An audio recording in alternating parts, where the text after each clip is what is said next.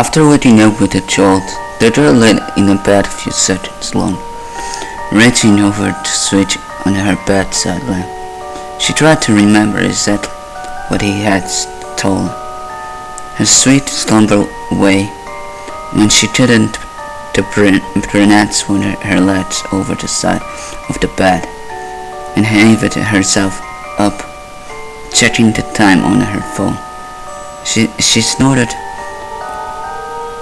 when she saw it. It was midnight, the witch hour.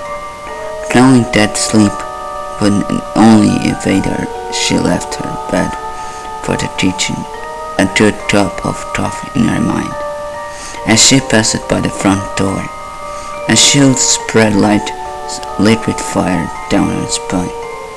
It's only winter, she told herself, focusing again on the coffee plant, measuring out the scoops of water and preparing the cup and keep her occupied.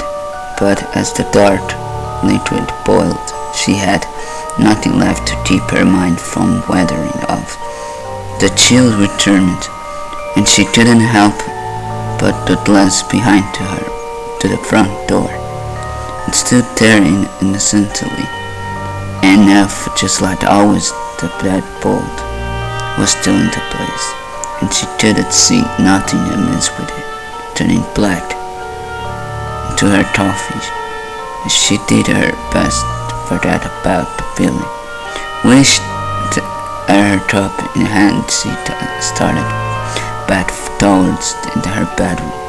As she walked by the front door, she decided that a quick glance out of the peep would help calm her glassy mind.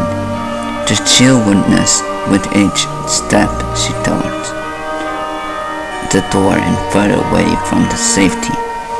In one of the blankets, she passed her empty hand against the old metal door and took deep breath before letting her eyes to the peephole.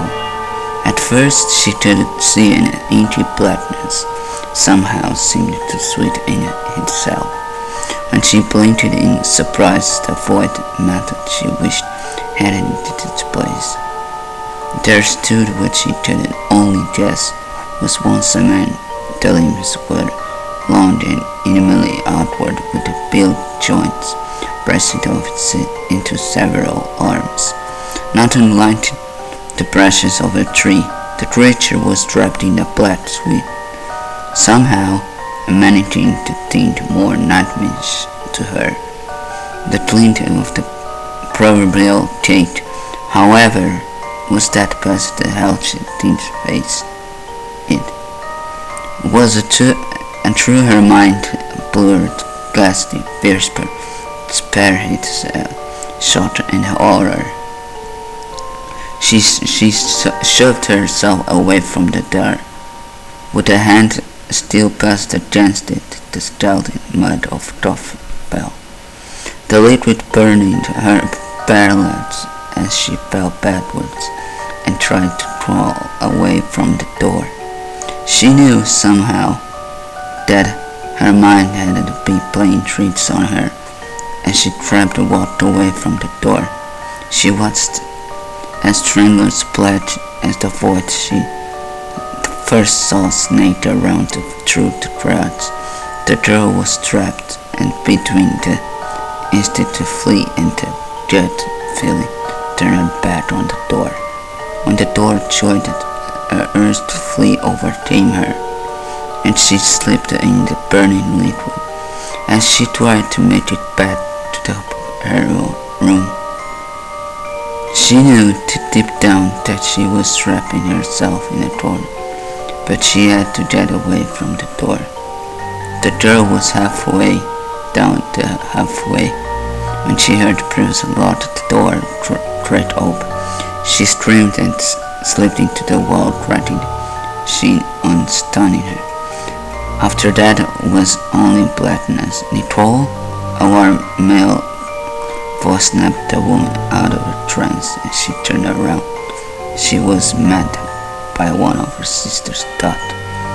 She nodded not sure if she should say anything, even she couldn't find her voice. If she did have something to say that morning, she had gotten an urgent phone call from the hospital saying that her sister Lindsay was there before they had even let her see her. The doctor pulled her off to the side instead, that they talked about what might have happened. First, a slight self-inflicted insult has been thrown around, and it all felt her mind real. She still hadn't fully understood what they might say until she saw Lindy with her own eyes. Her little sister had a band wrapped around her head, covering both of her ears as well as her eyes.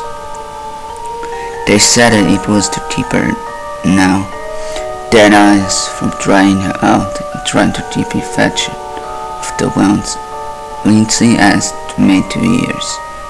The doctor suggested an either or someone else had jammed a pencil into them to keep her off balance, to defend herself against something.